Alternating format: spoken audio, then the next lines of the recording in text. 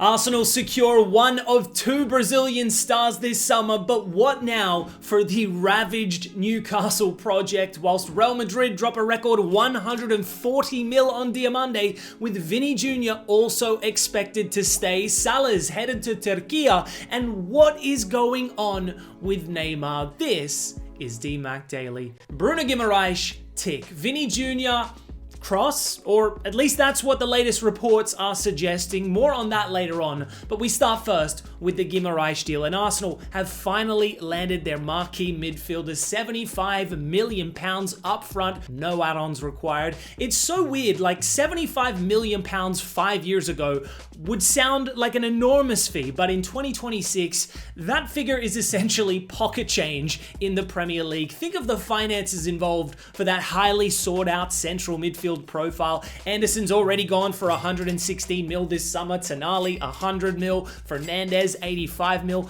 So for Arsenal to land one of the Premier League's best in that area, signing from a fellow Premier League club for 75 mil is true business in my opinion. I know he's 28, so age does play a factor in terms of the pricing, and with only 2 years remaining on his Newcastle deal, the Geordies were never in a strong position to negotiate the terms, but I actually think they did all right to sell for that amount in the end. I mean, it's literally the highest ever fee paid for a midfielder 28 years or older, but honestly, take the money out of the equation. For me, it all boils down to this. Does Guimaraes strengthen Arsenal? I think the answer here is pretty clear. Yes, the Brazilian is undoubtedly an elite midfielder, highly experienced in the Prem, fresh off of a fantastic World Cup campaign too. I know Brazil weren't particularly great, but individually, I think we can all agree that Guimaraes was outstanding. 4 assists in 5 games. He was carrying in the middle of the pitch, and off the back of that, he was ready for an elite environment. Sorry, Newcastle fans, he wanted Arsenal, they wanted him. The football food chain played out accordingly. Remember, after the UCL final,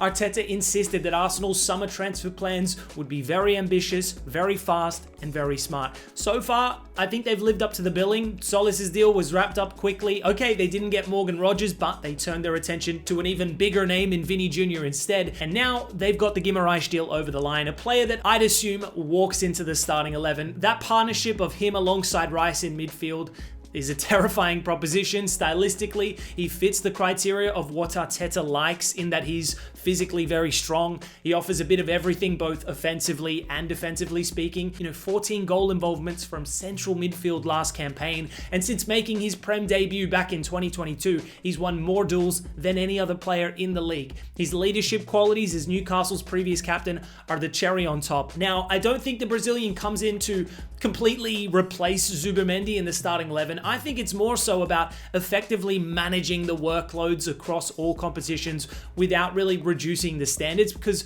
Rice and Zubimendi last season played way too much. Miles Lewis-Skelly seemed to gain more influence at the very back end of the season in central midfield, but with Guimaraes, that's now 4 highly capable options there, with Ødegaard, Marino, Eze, Waneri if he stays, maybe even Havertz to choose from in that more advanced 10 role too. I read a fantastic piece from The Athletic that highlights the parallels of this Arsenal team's transfer business to Mourinho's Chelsea back in 2005. Fresh off of winning the league with a midfield trio of Makelele, Thiago Mendes, and Lampard, they then brought in Essien, which only enhanced the midfield further. I think the only area of Arsenal that genuinely needs strengthening at this point is the left wing department. I know Solis had a phenomenal last campaign at Club Brugge. 50 plus goal involvements is crazy work, and by all accounts he started relatively well. He should be able to replace Trossard's role within the team, but I still reiterate that area of the pitch needs more venom. I fully respect the ambition of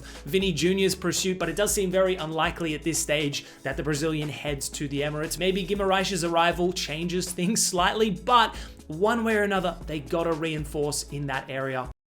From a Newcastle perspective though, this is the final dagger, isn't it? Last season was brutal enough, losing your star striker Isak, missing out on key transfer targets left, right, and center, then capitulating in the league. But my goodness, this offseason, has somehow been worse. We've seen the same transfer fumbles with their key targets Munoz and Manzambi being hijacked, but losing Gordon to Barca, Tonali to Spurs, and now Guimaraes alongside their long-term manager Eddie Howe, the spine of this team has been comprehensively picked apart. When they qualified for the Champions League a year ago, it truly felt like a sleeping giant had finally woken up, that the Big Six was about to become the Big Seven, but Newcastle have been food chained like crazy. It's kind of like Ajax the season after they reached the UCL semis. They basically lost everyone, but then again, that's not really an apt comparison because Ajax were an Eredivisie club. They've always been a selling club to Europe's elite, but I can't imagine Newcastle thought they'd suffer this same kind of fate. If I'm being charitable to Newcastle, I actually think their transfer activity this summer has been low-key quite promising. All of their recruits are genuinely exciting prospects. I'm really curious to see how Bazumana Traore and Alaji Bamba get on in the Prem. Both seem well suited in terms of their raw physical qualities. Sean Sturr is another one to look out for in the future. Only 18 years old, but many Ajax fans suggest he's the finest midfielder to come out of their esteemed academy since Gravenberch many years ago. I also anticipate further arrivals coming into the club, considering that they've already sold £236 million worth of players this summer, 4 of which were on big salaries. Now, it does appear that Newcastle's transfer strategy has evolved in the sense that they're no longer going for those high-profile names. It seems like they're going down the Brighton, Brentford, Bournemouth Moneyball route, identifying those future gem younger prospects. Replacing Eddie Howe is going to be some challenge too, huge boots to fill there. But again, Matthias Yasso looks to be an astute replacement in theory in terms of the style of football he tends to play and the fact that his CV is decent on paper. I mentioned it the other day that his triumphs at Al Ahly and Salzburg don't guarantee success in the Prem by any means, but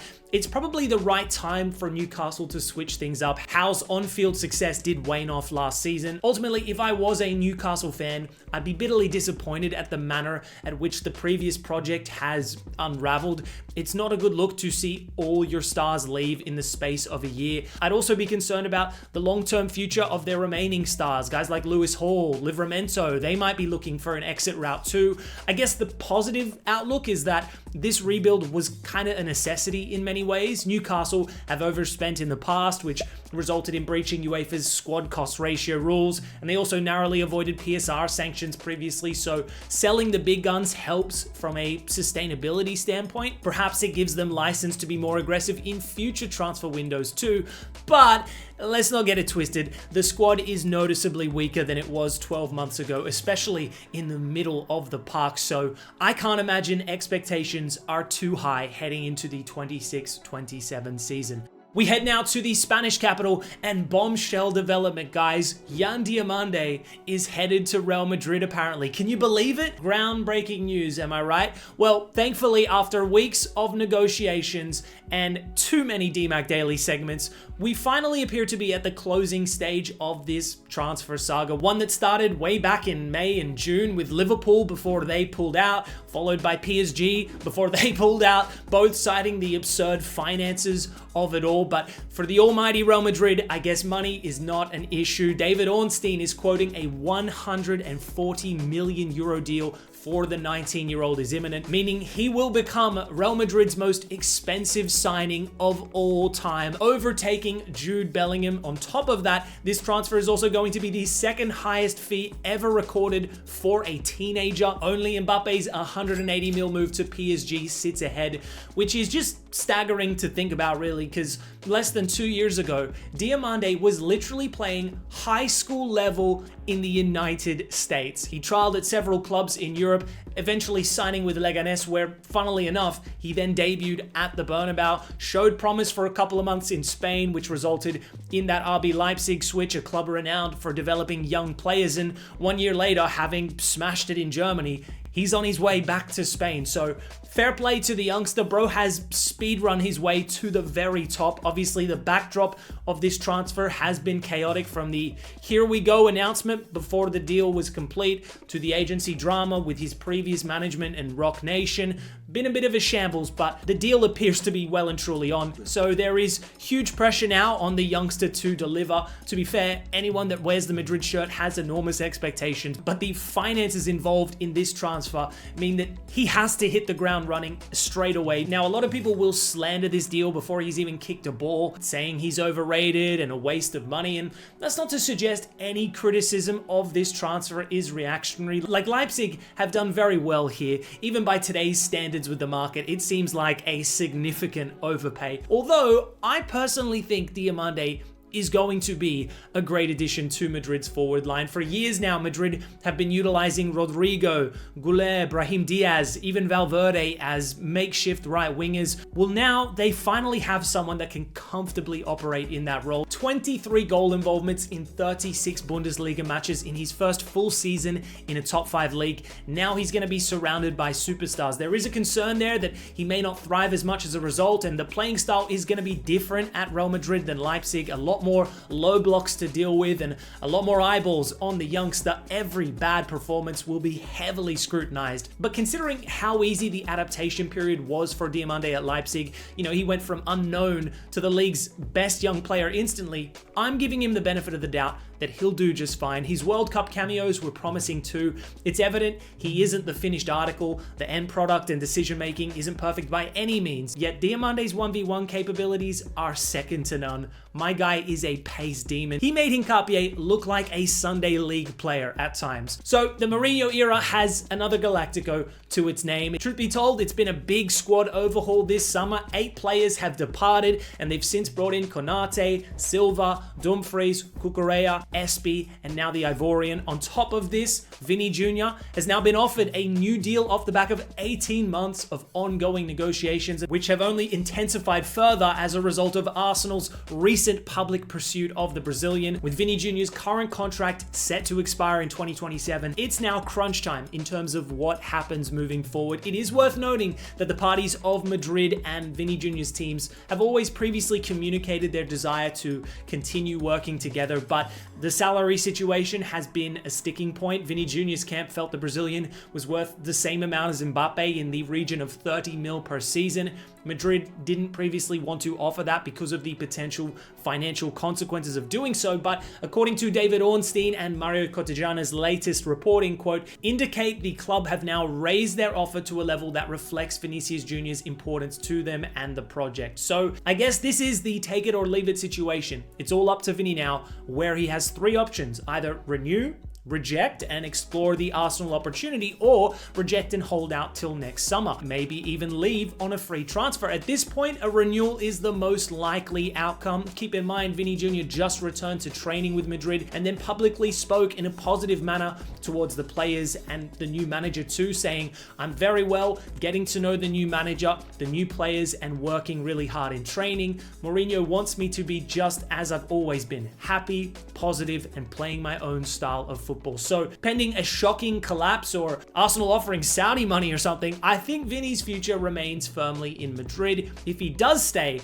man, that front 3 of Mbappe, Vini Jr., and Diomande with Bellingham or Goulet in the 10 is star-studded for sure. But then again, that's been the problem for the last 2 years, right? Looks great on paper, but on the pitch, it hasn't quite worked out. One way or another, all eyes are gonna be on Los Blancos this season, that's for sure. Meanwhile, another high-profile African winger is on the move as Mohamed Salah touched down in Turkey in a bit of a surprising switch, joining Trabzonspor on a reported 2-year deal. After an illustrious career at Liverpool, the Premier League icon was expected to mark the next chapter of his career with a move to either Saudi Arabia or even MLS. Sporting Kansas City emerged as a possible destination, but sources then indicated that Salah wanted to remain in Europe. Even at 34, the Egyptian felt he could still deliver in a more competitive setting. He was impressive at the World Cup. He was then linked heavily with Turkish giants Besiktas, but that move didn't amount to anything, although clearly he fancied the Turkish Turkish Super League, as he's since committed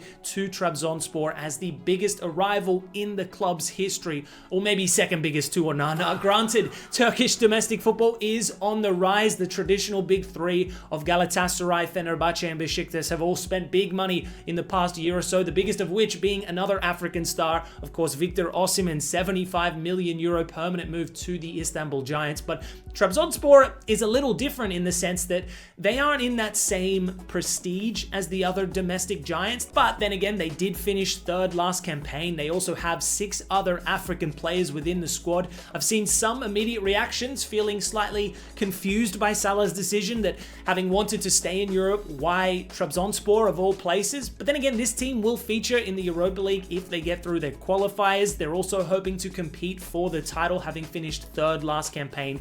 It's also a very scenic city, Trabzon, and considering he's getting paid a reported 17 million euros a season, he's set to overtake Osimhen as the highest paid player in Turkish football history, a title fit for the Egyptian king. He's also been given the number 61 jersey, a number that represents Trabzon's area code and is deeply symbolic within the city, with supporters celebrating the 61st minute of matches as part of the club's identity. A nice gesture there. No doubt the fans will be buzzing with this arrival. Switching gears from one icon to another, and seriously, what is going on with Neymar, man? I feel like every week there's a new controversy with the Brazilian superstar. The latest now comes having just returned to club football after Santos qualified for the Copa do Brasil quarterfinals, having beaten Remo 1-0, with Neymar actually grabbing the match-winning assist that day, but the result was almost immediately overshadowed by Neymar's behavior after the final whistle. Now, in fairness to the Brazilian, he was subjected to boos and insults from the home team all evening. At full time, he then blew kisses towards the stand and was giving some lip to the fans, which in my opinion is fair enough. If they're chirping at him in the first place, like, you give a little, you get a little. If you give it, you got to be willing to take it, right? The situation intensified though in the stadium tunnel where Neymar encountered Remo players, staff and officials. He was filmed taunting them by repeatedly shouting "eliminated," dancing provocatively and celebrating Santos's qualification directly in front of the opposition delegation, with security then having to intervene. Now, in isolation is whatever, but the pattern of Neymar's, let's just say, problematic behavior is kind of getting out of hand. Remember, earlier in the year, he was involved in a physical altercation with teenager Robinho Jr. during training. He was criticized for participating in a poker tournament while Santos were playing in the Copa Sudamericana. He made a sexist remark to a female referee back in April, and then at the World Cup, the way he lashed out at Norway's keeper was just unnecessary, really. Don't get me wrong, he's always been a fiery character throughout his career, but the extraordinary footballing prowess would make up for the occasional emotional blemishes. Yet nowadays, it just feels like he's lost control. And I don't say this to be a hater, right? I've adored Neymar, the player. I'm so grateful that I got to see his career unfold from the very beginning. For me, as a showman, I think Neymar is amongst the greatest to ever do it. But yeah, the last few years haven't been great for his reputation. The romantic homecoming with Santos was supposed to be this kind of like wholesome reset.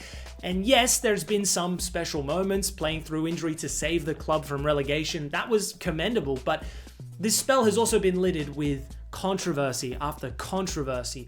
Neymar also just pondered the idea of retirement altogether, with his contract set to expire in December. As someone that actually wants him to succeed, hopefully he can put these issues behind him, at least in the short term, try to ignore the noise and do what he does best on the pitch. Santos are still in the Copa do Brasil, the Copa Sudamericana, so multiple trophies to play for. There's also the looming threat of relegation, so a big couple of months ahead for Neymar. Anyways, guys, that's all for today's DMAC Daily. Thanks for tuning in as always, and I'll see you next time.